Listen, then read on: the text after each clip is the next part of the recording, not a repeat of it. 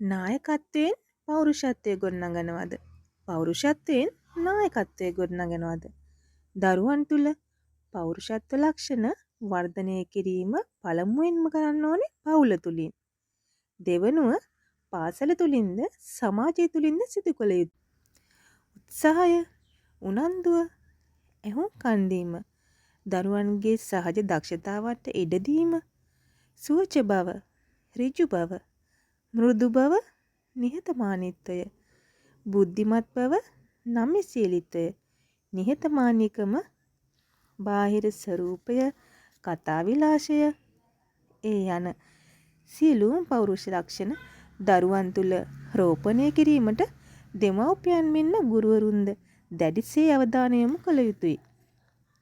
ඒ සඳහා අවශ්‍ය පරිසරය, සමාජය, පවුල තුළ, පාසල තුළ, සමාජය තුළ නිසි ලෙස නිරවුල්ව ගොඩනගා දිය යුතුය. මඟ සලසා දිය යුතුය. අනාගත සමාජය තුළ දක්ෂ නායකයන් නිර්මාණය කර ගැනීම විශේෂිලා දරුවන් තුළ මේ පෞරුෂ ලක්ෂණ ඔවුන්ට අවශෝෂණය කර ගැනීමට සමාජය තුළ, පවුල තුළ, පාසල තුළ ඉඩකඩ දොරගුළු විවර කළ දිය යුතුයි. ඒ තුළින් ඔවුන්ගේ පෞරුෂත්වය ගොඩනගෙනවා.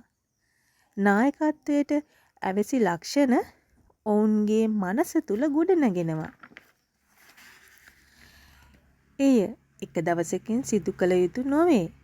ටිකෙන් ටික සිදුවන දෙය සමාජය තුළ හැසිරිය යුතු ආකාරය දරුවන් තුළම පාසල තුළින් ලබන අත්දැකීම්, සමාජය තුළින් ලබන අත්දැකීම්, ඔවුන් කරන විවිධ තනතුරු වල අත්දැකීම්, විවිධ නායකත්ව ලක්ෂණ ඔවුන් තුළ පෞරුෂත්වය ගොඩනැගීමට ඉවහල් වෙනවා.